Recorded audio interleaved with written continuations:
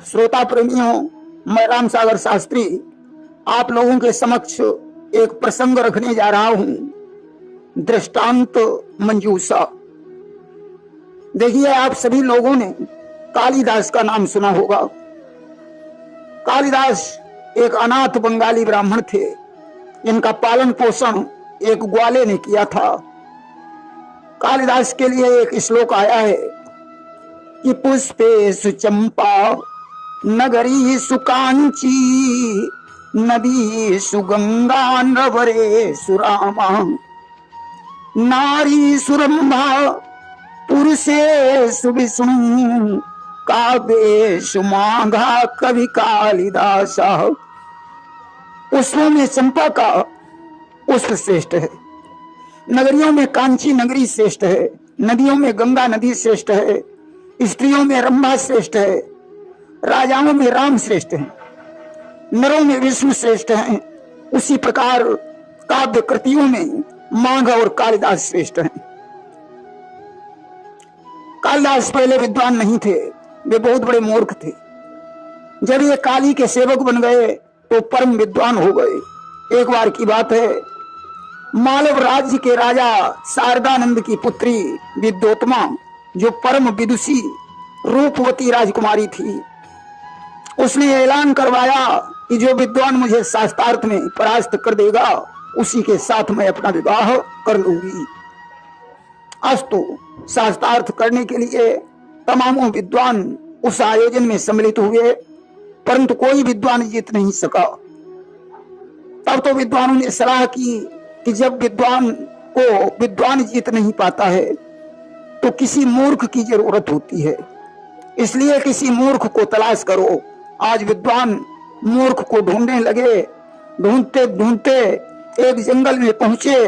वहां उन्होंने देखा कालिदास जिस डाल पर बैठे हुए हैं उसी को काट रहे हैं। विद्वानों ने सोचा, इससे बड़ा मूर्ख और कौन हो सकता है। अरे, डाल कट जाएगी तो डाल के साथ या मूर्ख भी नीचे गिर जाएगा। विद्वान कालिदास से बोले, भैया ऐसा करो, तुम नीचे उतर आओ, मैं तुम्हें तुम्हारे मतलब की बात बताऊंगा। उसने लकड़ी काटना बंद कर दिया, नीचे उतरा। विद्वानों ने कहा, भैया तुम अपना विवाह करना चाहते हो, मैं बड़ी सुंदर राजकुमारी के साथ तुम्हारा विवाह करवा दूंगा। विवाह का नाम सुनकर कालिदास बड़े प्रसन्न हो गए। विद्वानों ने कालिदास का साज श्रृंगार बनाया, पीतांबरी वेश, गले में माला, मस्तक पर त्रिपुंड लगाया और कहा, भैया वहां पर तुम बिल्कुल बोलना नहीं, हम विद्योत्मा के साथ तुम्हारा मौन शास्त्रार्थ कराएंगे। तुम इशारे का उत्तर इशारे में ही देना, बाकी हम लोग तुम्हारा समर्थन करेंगे। इस प्रकार कालिदास को समझाकर विद्योत्मा की सभा में पहुंचे और बोले, ये हमारे गुरु जी हैं जो परम विद्वान हैं, इन्होंने मौन व्रत लिया है, अतः आप इनके साथ मौन शास्त्रार्थ कर सकती हैं। विद्योत्मा ने कहा, कोई बात नहीं, हम मौन शास्त्रार्थ भी करना जानते हैं। आज विद्योत्मा ने कालिदास के सामने एक उंगली उठाई। उसका कहना था कि ईश्वर एक है। मूर्ख कालिदास ने विचार किया कि मालूम पड़ता है या मेरी एक आंख फोड़ने का संकेत कर रही है। कालिदास ने दो उंगलियां उठाई, मन में विचार किया, तुम मेरी एक आंख फोड़ोगी, मैं तुम्हारी दोनों आंखें फोड़ दूंगा। विद्योत्मा ने विद्वानों से कहा, एक ऐसा उत्तर। विद्वानों ने कहा, राजकुमारी उत्तर बिल्कुल सत्य है। आपने एक उंगली उठाकर यह जाहिर किया कि ईश्वर एक है। हमारे पंडित जी कहते हैं कि ईश्वर एक है, परंतु आत्मा और परमात्मा मिलकर दो होते हैं। विद्योत्मा ने इस बात को स्वीकार कर लिया। अब उसने 5 उंगलियां उठाकर यह संकेत किया कि तत्व 5 हैं, छित, जल, पावक, गगन और समीर। कालिदास ने समझा, यह मेरे मुंह पर तमाचा मारने का संकेत कर रही है। अब उन्होंने 5 उंगलियों की मुट्ठी बांधकर अपना मुक्का उठाया, मन में विचार किया, तुम मेरे मुंह पर तमाचा मारोगी तो मैं भी कमजोर नहीं हूं, मैं तुम्हारे पीठ पर बड़ी जोर से घूंसा मारूंगा, तुम्हें भी पता चल जाएगा कि किसी से पाला पड़ा था। विद्वोत्तमा ने कहा, यह उत्तर मेरी समझ में नहीं आया। विद्वानों ने कहा, मैं तुम्हें समझाता हूं। आपने 5 उंगलियां उठाकर यह जाहिर किया कि तत्व 5 हैं। हमारे पंडित जी कहते हैं कि जब 5 तत्व एक में मिल जाते हैं तब सृष्टि की रचना होती है। विद्वोत्तमा ने उत्तर को स्वीकार कर लिया। अस्तु विद्वोत्तमा के साथ कालिदास का विवाह हो गया। रात्रि काल में कालिदास और विद्वोत्तमा शयन कक्ष में शयन कर रहे थे। उस समय पड़ोस में एक ऊंट बलबलाने लगा। विद्वोत्तमा ने कालिदास से पूछा, अयम कह वदति, या कौन बोल रहा है? अब भला कालिदास संस्कृत बोलना क्या जाने। उन्होंने कहा, उट्र वदति, उट्र बोल रहा है। संस्कृत में शुद्ध शब्द होता है उष्ट्र। कालिदास ने जब ही उट्र कहा, विद्वोत्तमा समझ गई मेरे साथ धोखा हुआ है, या कोई विद्वान नहीं बल्कि मूर्ख है। उसने कहा, जा मूर्ख, तू इसी समय निकल जा और विद्वान बनकर ही मुझे अपना मुंह दिखाना। कालिदास वहां से चले गए और काली के मंदिर में पहुंचकर माता काली के सेवक बन गए। उन्होंने अपनी जीभ को काटकर काली के चरणों में चढ़ा दिया। माता प्रसन्न हो गई। उन्होंने प्रकट होकर कालिदास को दर्शन दिए, उनकी जिह्वा को जोड़ दिया और कालिदास से कहा, वरदान मांग लो। कालिदास ने कहा, हे मां, मुझे परम विद्वान बना दो। माता काली ने तथास्तु कह दिया। कालिदास परम विद्वान बनकर वापस लौटे। दरवाजा बंद देखकर उन्होंने विद्वोत्तमा को आवाज लगाई, सुंदरी, अनावृत कपाट द्वारम देहि, हे सुंदरी, या जड़ा हुआ दरवाजा खोलो। विद्वोत्तमा दौड़ कर आई। उसने अस्ति कश्चित भाग विशेषा कहकर कालिदास का स्वागत किया कि अब कोई विशेष वाणी वाला विद्वान आया है। कालिदास ने विद्वोत्तमा के इस वाक्य के चारों पदों पर एक एक महाकाव्य की रचना की। अस्ति शब्द को लेकर इन्होंने कुमार संभवम महाकाव्य की रचना की, जिसमें शिव पार्वती विवाह तथा कार्तिकेय के जन्म का वर्णन है। इस महाकाव्य में 17 सर्ग हैं, जिसमें सबसे पहला श्लोक आता है, यस्युत्तरस्याम दिशि देवतात्मा हिमालयो नाम नागाधिराजा पूर्वा परो तो निधि बगाय स्थिता पृथिव्याम इव मानदंडा। कश्चिद शब्द को लेकर इन्होंने मेघदूत खंड काव्य की रचना की। इसमें यक्ष और इस यक्षिणी के विरह से भरी हुई कथा का वर्णन है, जिसमें पहला श्लोक आता है, कश्चिद कांता विरह गुरुणः स्विकारात् प्रमतः सापेनास्तगडामित महिमा वर्ष भोगेन भरतु यश्चक्रे जनक तनया स्नान पुण्योदकेषु स्निग्धच्छाया तरसु पश्चितं रामगिर्याश्रमेषु। इस प्रकार बाघ शब्द को लेकर इन्होंने रघुवंश महाकाव्य की रचना की, जिसमें महाराज रघु के संपूर्ण वंश का वर्णन है। इसमें 19 सर्ग हैं, जिसमें सबसे पहला श्लोक आता है, बाघ अर्थादिव संप्रक्तो बाघ अर्थ प्रतिपत्तये जगता पितरौ वंदे पार्वती परमेश्वरौ। इन्होंने विशेष शब्द को लेकर किसी महाकाव्य की रचना की। कालिदास राजा भोज के नवरत्नों में सर्वश्रेष्ठ थे। इन्होंने ग्रंथों में पढ़ा था कि भगवान ने राजा सत्यव्रत को प्रलय का दृश्य दिखाने के लिए एवं वेदों का उद्धार करने के लिए मत्स्य रूप धारण किया था। इसलिए यह रोज सरोवर में से एक मछली पकड़ कर लाते थे और घर लाकर उसकी पूजा करके सरोवर में छोड़ाते थे। एक दिन की बात है, कालिदास ने स्नान किया और अंजलि में जल भरकर भगवान का ध्यान करने लगे। जो ध्यान लगाया ईश्वर का, मछली आ गई अंजलि में, अंबर से उसे लपेट लिया, काख में दबाया जल्दी में, ज्यों ही भगवान का ध्यान किया, एक लंबी चौड़ी काली मछली उछलकर उनकी अंजलि में आ गई। कालिदास ने उसे जल्दी बल्दी कपड़े में लपेटा और बगल में दबाकर घर की तरफ भाग खड़े हुए। राजा के दूत इस दृश्य को दूर से देख रहे थे। उन्होंने दौड़कर राजा को सूचना दी, महाराज, कालिदास आज सरोवर से एक लंबी चौड़ी मछली पकड़ लाए हैं। राजा ने कहा, जाओ कालिदास को दरबार में ले आओ। बगल में मछली को दबाए हुए कालिदास राजा के दरबार में पहुंचे। मंत्री ने पूछा, कालिदास, कहो तुम्हारी बगल में क्या है?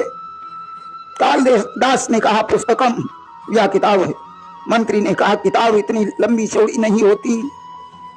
कालिदास ने कहा, ये ताड़ के पत्तों पर लिखी हुई है, इसलिए इतनी लंबी चौड़ी है। मंत्री ने कहा, तो ये काली क्यों है? कालिदास बोले, ये काली स्याही से लिखी हुई है। मंत्री ने कहा, तो इसमें दुर्गंध क्यों आ रही है? कालिदास बोले, इसमें राम रावण के युद्ध का विवेचन है। युद्ध में जो निशाचर मरे थे उनकी दुर्गंध आ रही है। मंत्री ने कहा, ऐसे नहीं मानेंगे, पुस्तक को खोल कर दिखाना पड़ेगा। अब तो कालिदास को गुस्सा आ गया। वे कहने लगे, ये दुष्टों, यदि विश्वास नहीं तो क्या प्रमाण दे सकता हूं? लो देखो, गौर करो छलियों, इसको मैं अभी पटकता हूं।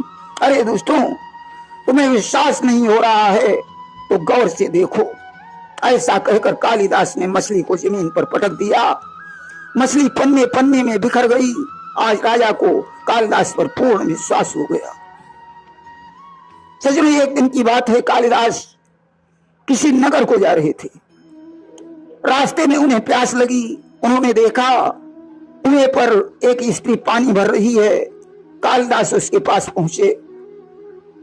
अब बोले, पनिहारिणी करके आया आस, पानी जरा पिला मुझे, लग रही भारी प्यास।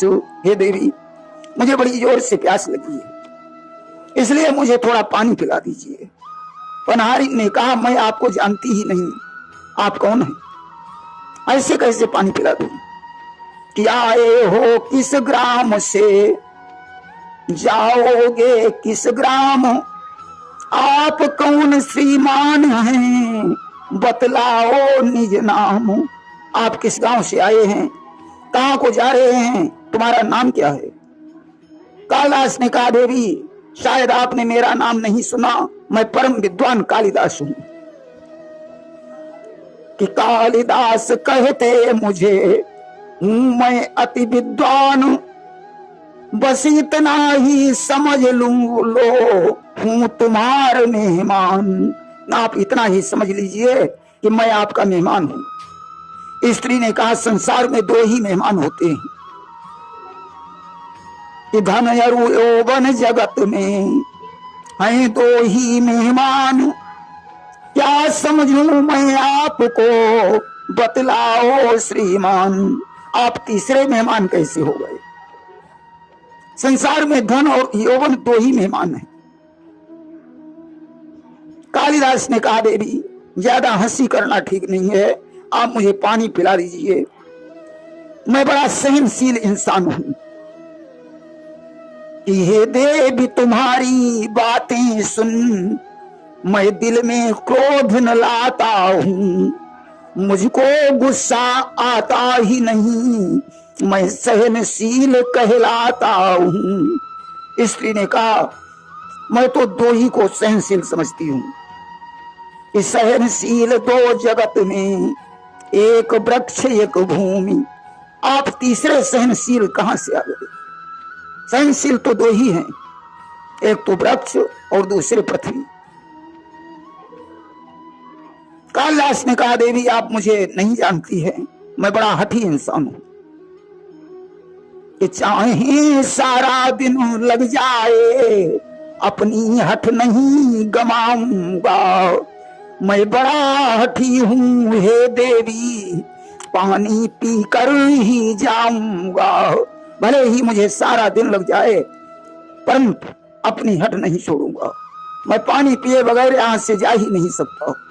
स्त्री ने कहा, संसार में दो ही हठी हैं, एक तो बाल और दूसरे नाखून, आप तीसरे हड्डी कैसे पैदा हो गए? कालिदास ने कहा कोई बात नहीं देवी, तो आप मुझे मूर्ख समझ लीजिए। स्त्री ने कहा संसार में दो ही मूर्ख हैं, एक तो राजा और दूसरे उसके प्रशंसक, आप तीसरे मूर्ख कहां से पैदा हो गए? अब तो कालिदास का सारा ज्ञान धरा का धरा रह गया। जिस तरीके से उद्धव गोपियों से परास्त हो गए, उसी प्रकार आज कालिदास ने उस स्त्री के चरणों में अपना सर रख दिया। बोले देवी, अब मैं तुम्हारे प्रश्नों का उत्तर नहीं दे सकता हूं। जो ही आंख खोलकर कालिदास ने देखा, वहां कोई पनहारी नहीं थी, साक्षात माता सरस्वती सामने खड़ी हुई थी। देखा करनी सुच बीन लिए, वे मंद मंद मुस्काती हैं, वह पनहारिन का वेश नहीं, सन्मुख शारदा लखाती हैं।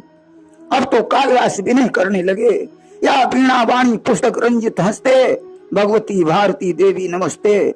माता सरस्वती ने कहा वत्स, शिक्षा से ज्ञान प्राप्त होता है, परंतु शिक्षा से अभिमान यदि प्राप्त हो गया तो विनाशकारी बन जाता है। तुम्हें अपनी विद्वता पर घमंड हो गया कि मेरे समान कोई विद्वान नहीं है, इसलिए उस घमंड को तोड़ने के लिए आज मुझे पनिहारिन का रूप बनाना पड़ा। कभी अपने ज्ञान पर घमंड मत करना, तुम्हारा ज्ञान हमेशा बढ़ता रहेगा। ऐसा कहकर माता सरस्वती अंतर्ध्यान हो गई। देखिए, राजा भोज के दरबार में 1400 पंडित रहते थे। एक बार भोज ने पंडितों से कहा जो मेरी रानी भानुमति का चित्र बना देगा उसे बहुत सा इनाम दिया जाएगा। कालिदास ने माता सरस्वती का ध्यान करके भानुमति का चित्र बनाया, कलम को कान पर रख लिया। अचानक कलम से एक स्याही की बूंद टपक कर चित्र की जंघा पर गिरी। कालिदास ने विचार किया, मालूम पड़ता है चित्र बिगड़ गया, परंतु सरस्वती माता का ध्यान करके उन्होंने वैसा ही चित्र भोज को दे दिया। रानी की जंघा पर तिल था। भोज को लगा इतनी छोटी सी बात को कालिदास कैसे जानता है, मालूम पड़ता है हमारी रानी से इसका कोई अवैध संबंध है। जल्लादों को बुलाकर कहा कालिदास को जंगल में ले जाकर कत्ल कर दो। जल्लाद जंगल में ले गए, उन्हें कालिदास पर दया आई, उन्होंने उसे छोड़ दिया और एक हिरण को मारकर खून से डूबी हुई तलवार दिखाकर राजा से कहा कालिदास मारा गया। राजा बड़ा प्रसन्न हुआ। कालिदास वहां से भागकर अपने वैश्य मित्र के यहाँ रहने लगे। इधर भोज एक दिन शिकार खेलने गया। अचानक उसने देखा एक शेर भालू का पीछा कर रहा है। राजा पेड़ पर चढ़ गया, भालू भी चढ़ने लगा। राजा डर गया। भालू ने कहा हे मनुष्य, मैं तुम्हें मारूंगा नहीं, मेरे पीछे शेर पड़ा है, मैं खुद अपनी जान बचा रहा हूं। भालू ने राजा को अपनी गोद में ले लिया। शेर ने कहा हे भालू, इस मनुष्य को नीचे डाल दे, मैं इसे खाकर अपनी भूख शांत कर लूंगा। भालू ने कहा नहीं, यह मनुष्य मेरा मित्र है। इसके बाद भालू ने राजा से कहा हे मनुष्य, अब मैं सोना चाहता हूं। राजा के घुटनों पर सर रखकर भालू सोने का नाटक करने लगा। शेर ने भोज से कहा हे मनुष्य, इस मनुष्य को नीचे डाल दे, इस भालू को नीचे गिरा दे, इसे खाकर मैं यहां से चला जाऊंगा, तुम भी अपने घर चले जाना। राजा ने भालू को गिराने की कोशिश की। भालू उठकर बैठ गया। उसने कहा हे मनुष्य, तुमने मेरे साथ धोखा किया है, अब मैं तुम्हें श्राप देता हूं, तुम पागल हो जाओगे। तुम्हें 4 शब्द याद रह जाएंगे, श्वास से मीरा। जब कोई इन शब्दों का अर्थ बता देगा तब तुम ठीक हो जाओगे। राजा भोज पागल बनकर श्वास से मीरा कहते हुए घर पहुंचे। अब तो चारों तरफ खबर फैल गई, राजा भोज पागल हो गए हैं। वैद्य हकीम विद्वान कोई भी उन्हें ठीक नहीं कर पाया। कालिदास को पता चला। वे वैश्य की बहू का रूप धारण करके भोज के दरबार में पहुंचे और उन्होंने श्वास से मीरा का अर्थ समझाया। राजा ठीक हो गया। भोज समझ गया या कालिदास के अलावा और कोई नहीं हो सकता है। घूंघट को हटा दिया। कालिदास को देखकर पहचान कर हृदय से लगा लिया। राजा रोने लगा, अपनी गलती की क्षमा मांगी। कालिदास ने राजा को क्षमा कर दिया। प्रेम से बोलिए वृंदावन बिहारी लाल की जय।